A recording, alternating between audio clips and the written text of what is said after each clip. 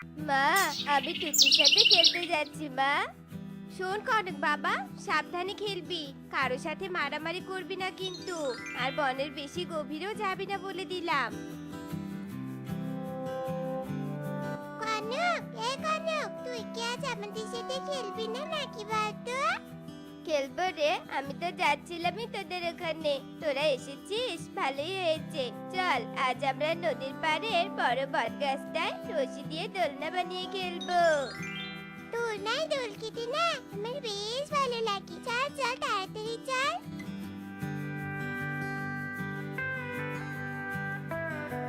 ওরা তিনজন নদীর পাড়ে আসে আর বটগাছে দোলনা বানিয়ে দোল খেতে থাকে। দোলনায় বসে টুকি হাততালি দেয় আর বলতে থাকে, ইয়ে, কি মজা কি মজা, আজ থেকে আমরা রোজ এখানে দোল খেতে আসবো, দোল খেতে আসবো।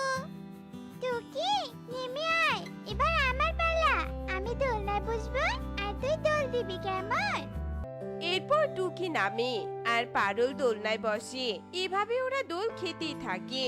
অন্যদিকে একটা তান্ত্রিক বনে প্রবেশ করে। এই বনে অনেক পাখি আছে, এই বনের পাখিদের দিয়ে আমি শক্তি অর্জন করব আর অনেক বড় জাদুকর হব। হা হা হা হা হা।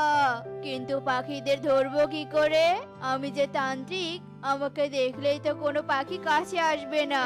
না না, পাখিদের ধরার জন্য আমার একটা বুদ্ধি বের করতেই হবে। পেয়েছি পেয়েছি বুদ্ধি। আমি আমার রূপ পরিবর্তন করে রাতের বেলা পাখিদের বাড়িতে যাব আর আশ্রয় চাইবো। পাখিরা দয়া করে আশ্রয় দিলে আমি রাতের গভীরে ওদের নিয়ে আমার আস্তানায় যাব আর বন্দি করে রাখবো। আর সব পাখিকে একসাথে পূর্ণিমা রাতে বলি দিয়ে শক্তি অর্জন করব। হা হা হা হা হা। যাই, বুদ্ধিমতো কাজ শুরু করি। এরপর তান্ত্রিক নিজের রূপ পরিবর্তন করে। সে বৃদ্ধ রূপ ধারণ করে আর রাতের আধারে কণিকার বাড়িতে যায়। এই, বাড়িতে কেউ আছো? আমাকে একটু সাহায্য করো, আমি অনেক অসহায়। বৃদ্ধ বাবা, এত রাতে তোমার কি সাহায্য চাই? খাবার চাও নাকি আমার কাছে? আমার বাড়িতে না কোনো খাবার নেই, আমরা সব খাবার খেয়ে শেষ করেছি। না না মা, আমি খাবার চাই না, আমি খাবার খেয়ে এসেছি। আসলে আমার থাকার জায়গা নেই। এই রাতের বেলা গাছের নিচে থাকতে আমার ভয় লাগছে। দয়া করে আমাকে একটু থাকার জায়গা দে মা, আমি কাল সকালেই চলে যাব। শান্ত হন বাবা, আর আসুন ভেতরে, আজ রাতে আপনি আমাদের সাথেই থাকবেন। বাবা, আপনি এই বিছানাটাই ঘুমিয়ে পড়ুন, আমরা পাশের ঘরেই আছি, কোনো দরকার পড়লে আমাদের ডাকবেন, কেমন? কণিকা চলে যায় আর পাশের ঘরে ঘুমিয়ে পড়ে। গভীর রাতে তান্ত্রিক বৃদ্ধের রূপ থেকে নিজের রূপে ফিরে আসে আর কণিকার ঘরে প্রবেশ করে ঘুমন্ত কণিকার কনককে বস্তায় ভর্তি করে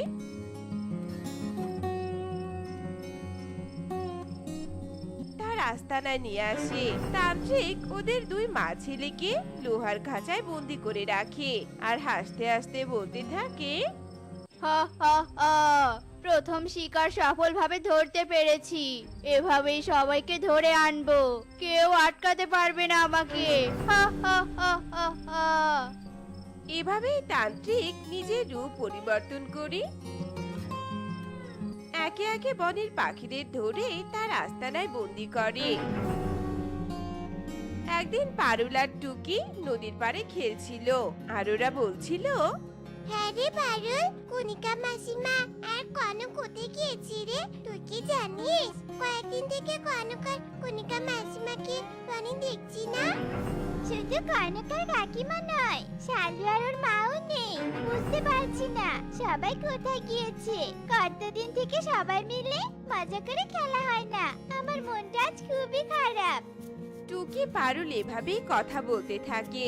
তখনই ওখানে তান্ত্রিক আসে। তান্ত্রিক টুকি পারুলকে দেখে একা একা বলতে থাকে, নিজের রূপ পরিবর্তন করে বনের পাখিদের ধরতে ধরতে নিজেই বিরক্ত হয়ে পড়েছি। আজ আর রূপ পরিবর্তন করব না। আজ আমি এদের তান্ত্রিক রূপে ধরে আনবো আর বন্দি করে রাখবো। হা হা হা। তান্ত্রিকের হাসির শব্দে টুকি পারুল তান্ত্রিককে দেখে ফেলে। আরে ইনি কে? ইনাকে তো আগেই বনে দেখিনি। দেখ দেখ পারুল, কেমন ভয়ঙ্কর চেহারা আর ভয়ঙ্কর হাসি রে বাবা। আমার তো ভীষণ ভয় লাগছে। চল পারুল, আমরা এখান থেকে পালাই। এই বলে ওরা যেই না ছুটে পালাতে থাকে, তান্ত্রিক ওদের পিছু পিছু ছুটতে থাকে। এই দাঁড়া বলছি, দাঁড়া। তোরা আমার হাত থেকে বাঁচতে পারবি না। পালিয়ে যাবি কোথায়? দাঁড়া বলছি, দাঁড়া। টুকি আর পারুল ছুটতে ছুটতে বনের গভীরে প্রবেশ করে। ওরা দুজনে একটা সাত ফলের গাছের নিচে এসে দাঁড়ায় আর কাঁদতে কাঁদতে বলতে থাকে। ওই পাখিটা বড় হয় কোনো তান্ত্রিক ছিল রে। এবার ওই তান্ত্রিকের হাত থেকে আমাদের কে রক্ষা করবে? এখানে তো আমাদের মা বাবা কেউ নেই। সৃষ্টিকর্তা, তুমি আমাদের সাহায্য করো, নইলে ওই তান্ত্রিক যে আমাদের ধরবে। তান্ত্রিকের কথা শুনে সাত ফলের গাছটা বলতে থাকে। আমি সাহায্য করব তোমাদের। ওই তান্ত্রিকের থেকে বাঁচতে আমি তোমাদের সাহায্য করব। ওই তান্ত্রিক যাতে আমার মতো আর কাউকে কষ্ট দিতে না পারে। সাহায্যকারী সাত ফলের গাছ জাদু করে তার শরীরে একটা কঠোর প্রকট করে। তোমরা তাড়াতাড়ি আমার এই কোঠরে প্রবেশ করো। টুকি পারুল আর কিছু না বলে কোঠরে প্রবেশ করে। সাত ফলের গাছ আবারও জাদু করে কোঠরটা অদৃশ্য করে ফেলে। ঠিক তখনই সেখানে তান্ত্রিক আসে আর সাত ফলের গাছকে বলতে থাকে। এই সাত ফলের গাছ, এদিকে দুটো ছানাকে আসতে দেখেছিস? একদম সত্যি কথা বলবি। মিথ্যা কথা বললে তোকে আবারও কঠোর শাস্তি দিব। তান্ত্রিক মশাই, ছানা দুটো ওইদিকে ছুটে গিয়েছে। আমি এবার সত্যি কথা বলেছি। আমাকে মুক্ত করে দিন। আমার কষ্ট হচ্ছে গাছ হয়ে থাকতে। তোকে মুক্ত করব, তবে এখন না। পূর্ণিমার রাতে শক্তি অর্জনের পর। নয়তো তোকে এখন মুক্ত করলে তুই আমার কাজে বাধা দিবি। থাক, আমি আসছি। তান্ত্রিক সাত ফলের গাছের বলা রাস্তাটার দিকে ছুটতে থাকে। এদিকে গাছ তার কোঠর থেকে টুকি আর পারুলকে বাহিরে প্রকট করে। এরপর টুকি গাছকে বলতে থাকে। সাহায্যকারী সাত ফলের গাছ, তুমি অনেক ভালো গো। তবে আমাদের একটা কথা বলবে? তুমি তখন তান্ত্রিককে কেন মুক্ত করতে বলেছিলে বলো না? ওই দুষ্টু তান্ত্রিক বনের পাখিদের বলি দিয়ে শক্তি অর্জন করতে চায়। আমি একটা জাদুকর্ণী পাখি। আমি সাধারণ পাখিদের সাহায্য করি। তান্ত্রিকের এই কথাটা জানতে পারার পর আমি ওকে বাধা দেই, যার ফলে ও আমাকে এই সাত ফলের কাছে পরিণত করে। শান্ত হও জাদুকর্ণী পাখি, তুমি আমাদের সাহায্য করেছো। এবার আমরা তোমাকে সাহায্য করব। বলো কি করলে তুমি মুক্ত হবে?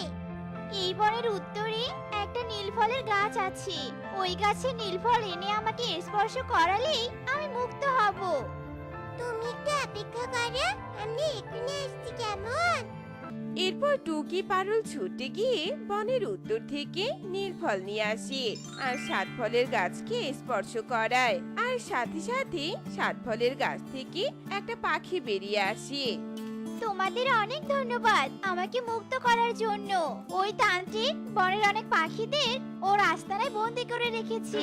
বন্দি পাখিদের সাহায্য করতে হবে। সব পাখি মুক্ত না হওয়া পর্যন্ত তোমরা আমার সাথেই থাকবে। তোমরা দাঁড়াও, আমি ওই তান্ত্রিককে মারার জন্য অস্ত্র তৈরি করব।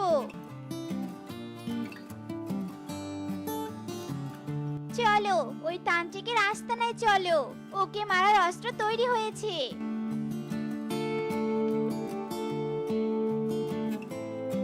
কি তুই এখানে? কে তোকে মুক্ত করলো? এই দুই ছানাই আমাকে মুক্ত করেছে। আজ তোর শেষ দিন তান্ত্রিক। তোর স্বপ্ন চিরদিনের জন্য শেষ করব আমি আজ। পারবি না, তোকে আবারও কঠোর শাস্তি দিব।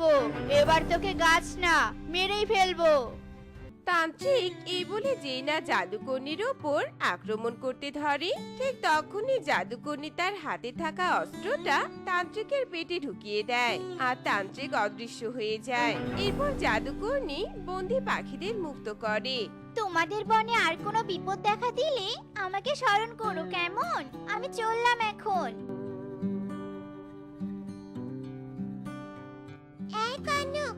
থেকে আমরা আবারও মজা করে খেলবো, কেমন? চলো সবাই যে যার বাড়িতে ফিরে যাই এবার।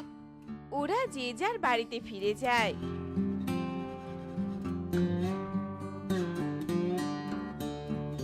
আর সুখেই সবাই বসবাস করতে থাকে। তো বন্ধুরা, আমাদের আজকের এই গল্পটি তোমাদের কাছে কেমন লেগেছে তা কমেন্টে জানাতে ভুলো না কিন্তু।